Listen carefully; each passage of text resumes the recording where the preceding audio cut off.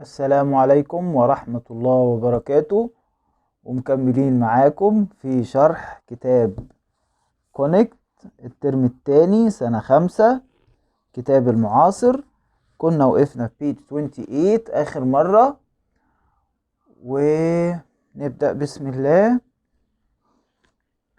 هنا بقى اللانجويج فوكس، احنا في بيج 28 دلوقتي، احنا في يونت 7 ثيم 3 يونت 7 الجزء الثاني من ليسن 2. الجزء التاني بارت 2 من ليسن 2. قرينا الهاولر مونكيز والمفردات وفهمنا الكلام. ودلوقتي لانجويج فوكس اللي هي ملحوظات لغوية. هنتكلم بقى هنا، هيشرح لنا the past simple tense اللي هو زمن الماضي البسيط، هنشرحه مع بعض. طبعا هو الشرح ده احنا بنقوله برضو، هنقوله كده كده، بس انا يعني متعود ان احنا الجرامر ده ما بيتفهمش ابدا الا لما نيجي نحل، ما بيتفهمش الا بالتمرين العملي. حاجه زي كده، زي زي الماث، زي الرياضيات، نقعد بنشرح لكن ما بنحسش ان احنا فهمنا الا لما نحل مسائل وامثله. نرجع بقى هنا تاني، the past simple tense اللي هو زمن الماضي البسيط، هنشرحه برضو ان شاء الله يكون مفهوم. اللي هو الفورميشن، التكوين بتاعه بيبقى اول حاجه في عندي جمل خبرية مثبتة، يعني دي أول حاجة. وفي عندي جمل منفية، وفي عندي ما جابوش هنا أمثلة على جمل استفهامية. احنا هنا هناخد بس الجمل اللي هي المثبتة والجمل المنفية. هنبدأ بالجمل المثبتة. في الجمل المثبتة اللي هي الخبرية دايما بنبدأ بالفاعل في وبعدين التصريف التاني للفعل. الفاعل في الانجليزي اللي هو اسمه السبجكت. والجمل الخبريه المثبته اللي هي الافيرماتيف ستيتمنتس. الافيرماتيف ستيتمنتس. تمام. طيب، في عندي اول حاجه قلنا الفاعل اللي هو ممكن يكون I you he she it we they. تمام، كل دي افعال، وممكن تبقى احمد، منى، علي، ليلى، the students. دي كده الفاعل.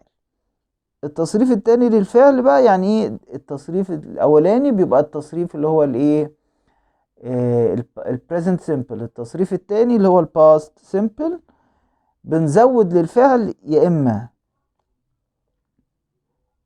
دي يا اما دي يا اما دي. تمام. في عندي الافعال منتظمة او افعال غير منتظمة. تمام. هنبدأ بالافعال المنتظمة. we make the affirmative past simple of regular verbs by adding ed او d او ied. يتم تحويل معظم الافعال الى زمن الماضي البسيط باضافة يا اما ed يا اما d يا اما ied للفعل المنتظم. معظم الافعال مجرد بس بنزود بنزود لها يعني watch تبقى watched. ده كده التصريف الاول، وده التصريف التاني.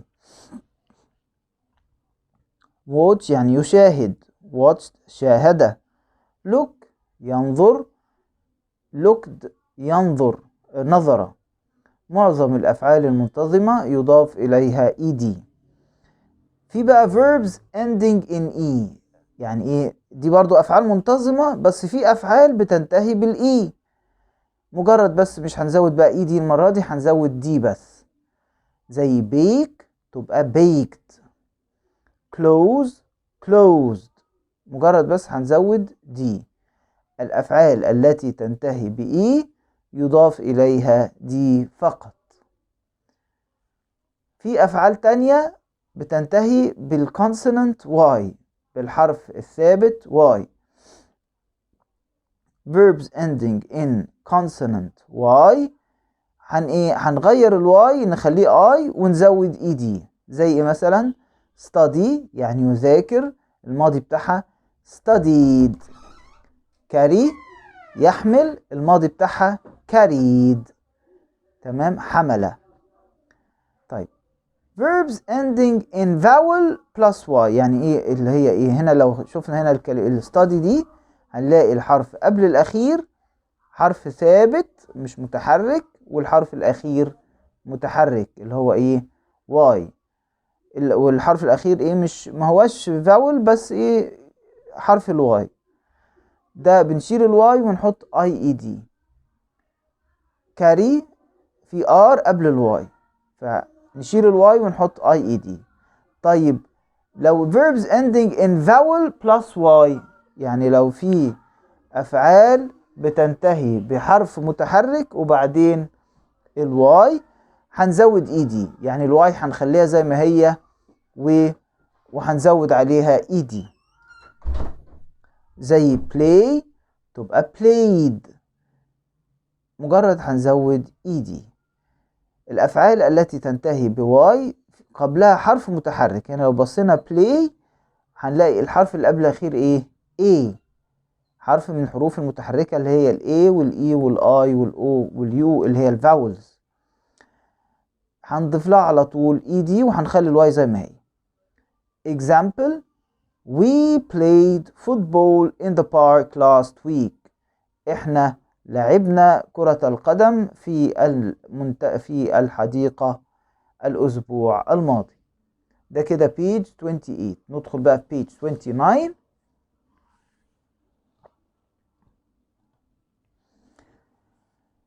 page 29 اللي هو بقى ال irregular verbs.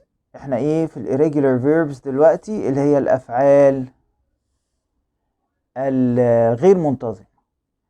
ال irregular verbs have no rule، لا تخضع لقاعدة. We just have to learn these verbs. لازم نتعلم تلك الأفعال ونحفظها under past forms as they are. نحفظها زي ما هي، نحفظ الأفعال والماضي بتاعها زي ما هي. نبدأ كده. come يأتي، الماضي بتاعها came، مجرد هنقوله هنخليه ايه؟ eat يأكل ate أكل. go يذهب went ذهب. set يحدد أو يضع، والماضي بتاعها برضو set. know يعرف، والماضي بتاعها knew. meet يقابل، والماضي بتاعها met. tell يخبر، والماضي بتاعها told. buy يشتري، والماضي بتاعها bought. مثال we went to the club yesterday. ذهبنا إلى النادي بالأمس. في حالة النفي نستخدم الصيغة الآتية: negative statements في الجمل الخبرية المنفية هنستخدم بقى الصيغة التالية. احنا قلنا بقى في الجمل المثبتة اللي هي affirmative sentences بنستخدم subject وبعديه الverb. وكان مثال اهو subject زي ايه؟ we played في التصريف الثاني للفعل، والجملة دي كده مثبتة يعني مش منفية. يعني هم لعبوا ولا ما لعبوش؟ we played football in the park. لعبوا ولا ما لعبوش؟ لا لعبوا، يبقى دي جملة مثبتة. ما لعبوش بقى يبقى هنقول بقى ايه؟ هنزود didn't subject الفاعل، وبعدين didn't، وبعدين الايه؟ الانفينيتيف اللي هو المصدر. example he didn't study his lessons yesterday. لم يذاكر دروسه بالأمس. يبقى ذاكر ولا ما ذاكرش؟ ما ذاكرش. I didn't send. ناخد بالنا بقى ما اقولش I didn't studied، لا احنا عارفين study اهو الماضي بتاعها ايه؟ studied. لما تيجي بقى did والجملة منفية study زي ما هي، لان did ما بتحبش الاي دي والاي اي دي والاس والحاجات دي، بتحب الفعل زي ما هو. يبقى he didn't study his lessons yesterday. I didn't send an email to my friend last week. لم أرسل إيميل إلى صديقي أو رسالة بريدية إلى صديقي الأسبوع الماضي. يبقى أرسل ولا لم يرسل؟ لم يرسل، منفية. She didn't go to the beach last summer. لم تذهب إلى الشاطئ الصيف الماضي. ذهبت ولا لم تذهب؟ لم تذهب. طيب she didn't go ولا she didn't went؟ she didn't go. تمام. طيب keywords يعني الكلمات الدالة على الزمن، كلمات تدل على الزمن. هنلاقي في الجملة in the past في الماضي، يبقى هنا نستخدم الايه الباست simple، الزمن الماضي البسيط. in 2005 في عام 2005. طيب ده ايه عام 2005 واحنا 2022، يبقى ده في الماضي، يبقى كأي زمن ماضي. last year يعني السنة الماضية. last month العام الماضي. yesterday أمس، بالأمس، لعبت كرة القدم بالأمس. yesterday. this morning هذا الصباح، قابلته هذا الصباح. I met him this morning. I didn't meet him this morning. تمام. usage أو الاستخدام. We use the past simple to talk about different things. بنستخدم بقى زمن الماضي البسيط ده للحديث عن عدة أشياء مختلفة. أول حاجة something that happened once، يعني شيء حدث مرة واحدة. I visited her house when I was 5. شيء حدث مرة واحدة. أنا زرت منزلها عندما كان عندي 5 سنين، عندما كان عمري 5 سنين، 5 أعوام. أو قمت بزيارة منزلها عندما كنت في 5 من عمري. عندنا visited أهو، visited الماضي بتاع visit، و was اللي هو الماضي بتاع be اللي هو verb to be، am و is و are، والماضي بتاعها was و were. something that happened several times in the past، يعني أشياء شيء حدث عدة مرات في الماضي. زي مثلا we went to my aunt's house at the beach every summer، يعني كان من عادتنا أو كنا نذهب إلى منزل خالتي على الشاطئ كل صيف. يبقى كان من عادتهم كل صيف يروحوا يزوروا منزل خالتهم، يبقى عدة مرات، كل صيف. زمان كان كل صيف يروحوا يزوروا خالتهم.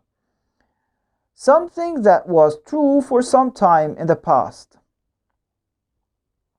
شيء كان صحيحا لبعض الوقت في الماضي.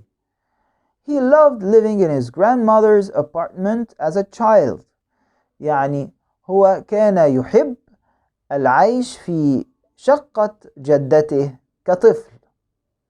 عندما كان طفلا كان يحب المعيشة في شقة جدته عندما كان طفلا، يعني ده لما كان صغير كان بيحب يعيش في بيت جدته. expressions with ago، لما نلاقي كلمة ago في آخر الجملة كده يبقى دي برضو كده، الجملة دي كده لازم نستخدم الباست بيرفكت، الباست simple tense. عبارات مع كلمة ago. I met her in Zagazig 2 years ago. قابلتها في مدينة الزقازيق منذ عامين. تمام. يبقى هنا شيء حدث في الماضي، يعني ago هنا زي كلمة منذ في اللغة العربية.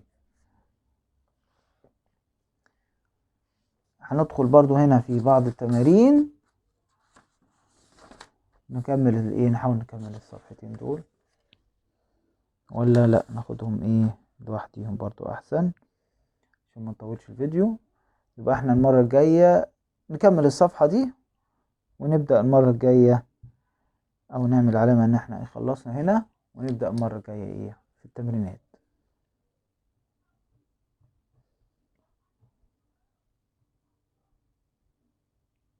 تمام، وشكرا على المتابعة.